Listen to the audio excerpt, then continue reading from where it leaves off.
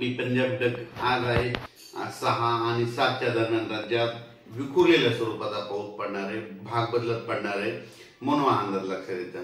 म्हणजे सांगायचं झालं तर राज्यात एकादशी, मोठी एकादशी, पंढरपूरची यात्रा, मोठी एकादशी मध्ये 6 जुलै 7 जुलै 8च्या दरम्यान राज्यात सांगायचं झालं तर पूर्व विदर्भ आणि पश्चिम विदर्भ 6 आणि 5 11 जिल्ह्यामध्ये विखुरलेल्या स्वरूपाचा पाऊस पडणार आहे, भाग बदलत पडणार आहे. म्हणून विदर्भ शेतकऱ्यासाठी ज्यांनी पेरणी केलेली त्यांना त्या पेरलेल्या याला जीवदान ठरणार आहे.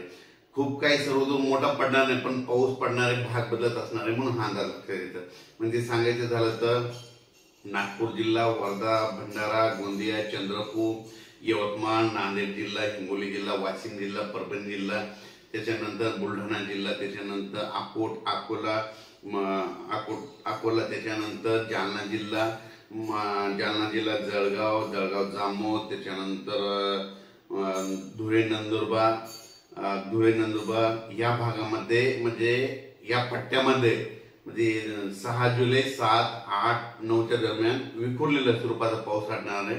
पाऊस येणार आहे पण विखुरलेला पडणार आहे, सर्वदूर पडणार नाही, मोठा पाऊस जास्त असणार नाही म्हणून हा अंदाज लक्षात येतं. फक्त राज्यात मात्र पूर्व विदर्भात म्हणजे 6 7 8च्या दरम्यान मात्र पूर्व विदर्भात मात्र 6 जिल्ह्यामध्ये चांगला पाऊस असणार आहे म्हणून हे पूर्व विदर्भातल्या शेतकऱ्यांनी अंदाज लक्षात येतं. त्याच्यानंतर मराठवाड्यात सांगायचं झालं तर नांदेड जिल्हा, परभणी जिल्हा, हिंगोली, त्याच्यानंतर जालना जिल्हा, लातूर, बीड, धाराशिव या जिल्ह्यामध्ये मात्र असा खूप काही म्हणजे सर्वदूर पाऊस पडणार नाही, भाग बदलत पडणार आहे, जिकडे पडला तिकडेच पडणार, सर्वदूरची अपेक्षा सध्या तरी नाही म्हणून हे लक्षात येतं. तरी पण नांदेड जिल्ह्याला जरा थोडं जास्त मापमध्ये बराच भाग व्यापून घेणार आहे म्हणून ह्या 3 दिवसात बऱ्याच ठिकाणी नांदेड जिल्ह्यात देखील चांगला पाऊस असणार आहे, हिंगोली जिल्ह्यात देखील असणार आहे, वाशिम जिल्ह्यात देखील असणार आहे म्हणून हा अंदाज लक्षात येतो. त्याच्यानंतर परभणी जिल्ह्यात देखील बऱ्याच ठिकाणी म्हणजे जवळपास सर्व परभणी जिल्ह्याच्या बऱ्याच जवळपास 70% मध्ये भागामध्ये चांगला पाऊस पडणार आहे म्हणून परभणी जिल्ह्यासाठी आनंदाची बातमी.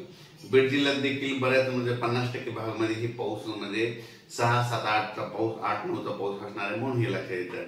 त्याच्यानंतर सांगायचं झालं तर लातूर, सोलापूर आणि धाराशिव या भागामध्ये विखुरलेल्या स्वरूपात आहे, म्हणजे जास्त नाही, म्हणजे तिकडे मध्ये कमी प्रमाणात राहणार आहे, भाग बदलत राहणार आहे.